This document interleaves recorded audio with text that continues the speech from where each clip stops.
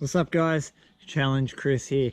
A lot of you will be brand new to this channel from my other channel, Vogus Prospecting. Vogus Prospecting covers all aspects gold, and this channel is dedicated to doing other things outside of the gold prospecting realm, and it's mostly going to be focused on lockpicking and puzzle solving because I find them incredibly intriguing, and I think they're a skill that most people should have. Today we're doing lockpicking. How cool is this? I picked up a really cheap lockpicking set off eBay. Now this set only cost me $30 delivered. I had a voucher for 10 bucks, so it only actually cost me $20. It comes with various tools, tensioning tools, bump keys, all sorts of stuff. I'm not going to go into that today. I just wanted to quickly give you a bit of a demonstration of what lockpicking is all about before we get into the series. Once we get into the series, we're going to be tackling all kinds of locks. Now, the reason I find lockpicking so intriguing is because it lies in that realm of you shouldn't be able to do it. It's sort of like puzzle solving. When I pick up an impossible puzzle, it is so cool to get my hands on it and fiddle around with it until I work out exactly how it's been put together and solve that mystery. And it's the same thing with locks. Locks are designed to keep us out of places. And for the most part, locks are for honest people in the world. They're to keep honest people out. Most people in their day-to-day lives are fantastic individuals, but presented with the right circumstances and the right situations, they might just take an opportunistic approach to taking some of your things. And that's why we lock up our tool chests on work trailers. That's why we lock our front gates, we lock our front doors. And it raises the question for me is, how easy is it to actually get through one of these padlocks? Now, this isn't to scare you, this is to raise awareness. The whole concept behind this is, say you spent $30 on a lock you thought was really tough because it had a solid steel body and apparently a hardened shackle, and then you get home and you find out the shackle isn't hardened because you can just file it real easy and you can pick it with a zip tie.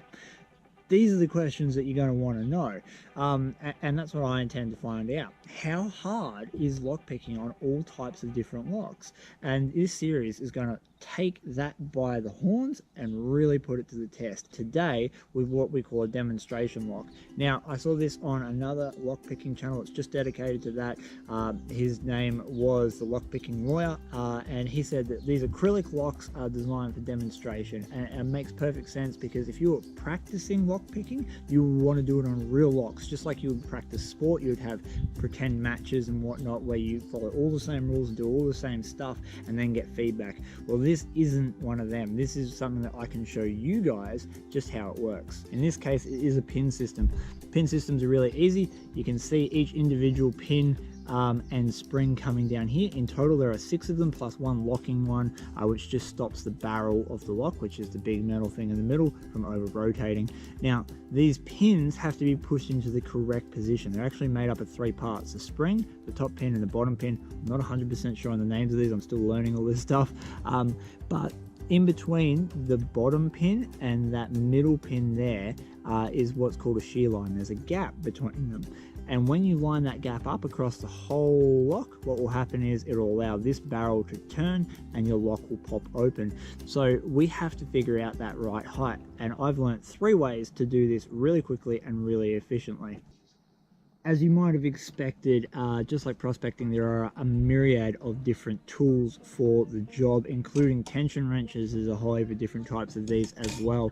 Today I'm going to concentrate on these 3. We've got this one, which I am calling the bump pick, because basically this acts just like a key. You can see the uniform triangles coming out there, and that allows you to jiggle it around, and eventually it will push it into the right position very quickly.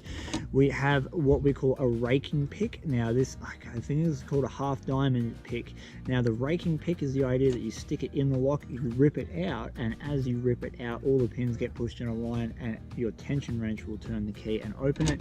And the last one is what you would consider a traditional pick, where you can individually set each pin by itself and take your time with it. Here we go. So we've got the acrylic lock. It is locked 100% like that. All you're going to do is get your tension wrench, and there's a little bit of nuance to this. You have to have the right size wrench for the right size keyhole, so on and so forth, but we're not worried about that just today. I'm going to get the tension wrench. I'm going to use the fat end today. I'm going to stick it in to the keyhole at the bottom. I'm not going to apply any pressure just yet. We're going to use the bump pick I am going to put that in the hole. You'll see the pins start to move like this. There we go. But what I'm going to do is put a little bit of tension on that, put this in, rock it up and down, and it pops open. How quick was that? So just a couple of seconds to use a bump pick to get a lock open. The next one is the rake pick. We're going to take the same method. We're going to put our tension wrench in, we're going to put our bump pick in, and this time we're going to pull it out, and that little triangle should push all the pins into position after just a couple of rakes. If not, we have to let go and then try again. So tension on. Well, we almost got all of them set, then I could see it. Didn't even have to get all the way out. So 1.5 rakes and it came out. Realistically, the main key to this is not getting caught. So you want one that's got a rounded edge or whatnot, and you can pull it straight through and it will line all those pins up easily. The last one is a traditional pick. Now this is something I'm still getting the hang of. There's a couple of key tricks to this. The first thing I would be doing is what I learned off a guy called Bonsai Bill, I think it was. You put the pick in and you slowly run it along the roof of the lock, and you'll feel each individual pin click over, so you know how many pins you have to set. But excluding that, we're going to go one at a time and push them into position. So a little bit of tension on the barrel. Now I'm only putting about as much tension on that this tension wrench as I would with a keyboard, and we're going to push each pin into its proper position. Now this is easy because I can see it, but obviously without being able to see it with a traditional like brass lock, this would be a lot more difficult, and we will get to some of them in future episodes.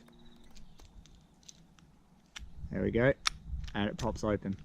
Very easy, but again, it would be different if I was using a brass bodied lock. I've done it on brass bodied locks and it takes a lot longer. Now, obviously there are a lot of other things involved other than just using one of these to get one of these open. There are a lot of little things that I'm going to have to learn, and then obviously show you guys as I learn. I'm really looking forward to trying this out on as many locks as I can. If you want to get involved, there is an address in the description below that you can send locks to. What I want is the lock with the key padlocked to itself, so I have to get the key off. I would love that. If you can send me a lock, then I will pick it on YouTube for you.